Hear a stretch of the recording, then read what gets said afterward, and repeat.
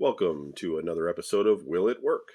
So, this is the Intellivision 25 video game system with 25 built-in games, direct to TV. There are many of these plug-and-play systems. You know, they're just running an emulator. They have a selection of games, and you run them on batteries. You just punch it into your composite, and you can play the games.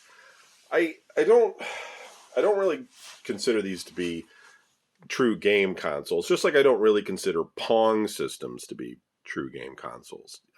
Even though I have them in my list and I do count them as consoles, it's sort of the history of video games kind of thing. And I find the Pong systems, the evolution of how they were designed and the different things that people were like experimenting with in terms of control styles and form factors and things to be really interesting. And so I sort of enjoy going through those and showing them to you guys and seeing the different ones that they had. And because the 70s was 10 years and there's a lot going on. It was 8 years of Pong. So or really more like 7 years of Pong. So these are kind of like a gray area to me. They're just another clone, but just like with a very limited selection of games. But think about it. A Pong system has like one or two or three or four games. It says 25. And, there are some systems that, like the Breakout, Pinball Breakaway that we recently just saw, that have a selection of different games, and it's the same thing, but, it's just older. And so do I exclude these as game systems? There's too many of these to collect because they're all clones. And so if this was like unique, like if this was like a its own games and it had 25 unique games, maybe. Now they do have some like that. I probably own some that are using, just some crappy games that they threw together on some, 10,001 memory card or something and end up with a whole bunch of garbage games. That's another thing. Like that's difficult to sort of say like that was a game console. So it's really, this is sort of like what I would consider a TV game. And I don't really consider it to be a true like console or a system because it doesn't take cartridges and it just has a limited selection, runs on batteries, but it's also a clone. It's not doing something unique. But, I do realize that there are ones that do. What do you do then? I guess they're a unique system that plays unique games. They are a console, I guess. So it's very difficult. But anyway, this one is cloning the Intellivision, which is kind of novel. And we have here Space Battle, Space Hawk, Star Strike, Hockey Skiing, Volleyball, Golf, Tower of Doom, Snafu, Space Armada, Shark, Astro Smash, Pinball, Basketball, Buzz Bombers, Wrestling, Hover Force, Baseball, Football, Thunder Castle, Vectron, Night Stalker, Sub Hunt, Motocross, and Thin Ice. And unfortunately, these are not the best of the that the Intellivision had to offer. Although the sports games are pretty good. I mean, honestly, the Intellivision had really good sports games for the time. But I don't know how many people would really want to load up some of those now. Night Stalker is pretty good, and some of these are okay. I can think of some better Intellivision games though that would be probably cool. But these are probably the smaller ones that they could fit on here. I'm not going to open this, and we are not going to try it. I do have an Intellivision and an Intellivision clone. My brother has our old family Intellivision 2. I don't know if he still has it, but this has never been opened. And I just don't really feel the need to open this and try it out because I bought it new and I'm certain it works and it's it hasn't been exposed to air.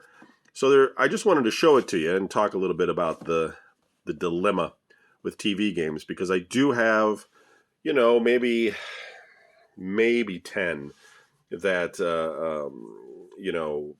are part of my collection. And I often think like they're not really what I would consider a game console, uh, you know, but I have my rules and everybody else has their rules, and there are no sort of standard rules as to what is what. Somebody like on the Video Game Museum, they consider the Atari XEGS to be a computer because it basically is. It's a 8-bit computer that Atari changed around to look like a video game system. Takes cartridges, came with a joystick and a light gun, also comes with a keyboard. And that's kind of like, that there is a difficult decision because I don't consider that to be a computer. Primarily because it was marketed as a video game console. And so in the way I see it is they're all computers, really. Like, you can add, like, the Odyssey 2 comes with a keyboard, right? And you can get a programming cartridge. You could program with the Atari 2600. There's a whole little kit to do that, right? So you're sitting there and going, well, is it a computer or it's a game system? And so you would say, well, those primarily played video games, and so those were game systems. I totally agree with you. The XEGS, as it stands, is primarily designed to play video games. It's not designed to be, a computer, but it is a computer. You know what I mean? So I just think, like, if the main company is marketing it as a video game system, as a video game console, that's what it is. If they would have said, like, the Commodore 64 is a video game console, it is a computer, but it's got joystick ports, takes cartridges. If Commodore would have said this is a game system, I would have it. I would say, yep, you're right. It would be in my collection because the marketing on that would say that that's a game system to me. But they marketed it as a home computer. And so, okay, it's a home computer. It's just it's a fine line. And I do recognize that, there's just a lot of these old 8-bit systems, especially, that most people just played video games on them. Commodore 64s, Spectrums, probably like the TIs and the Radio Shacks and things.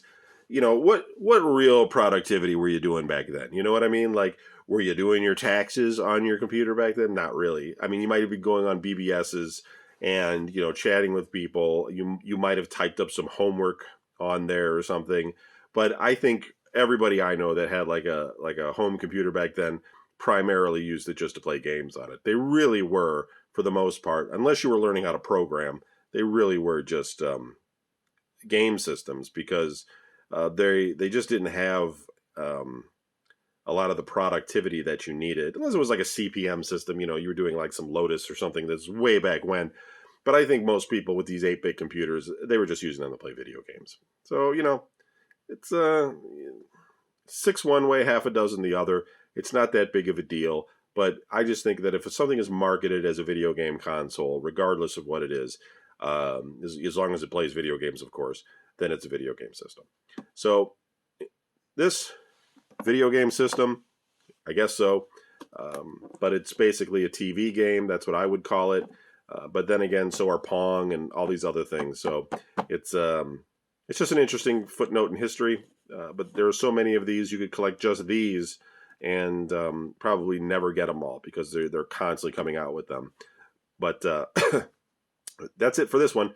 I'm going to have more of these, and I do have a lot of them that aren't opened, and we'll just take a quick look at them and see what they are and then move along. Okay? All right. Thanks. Bye.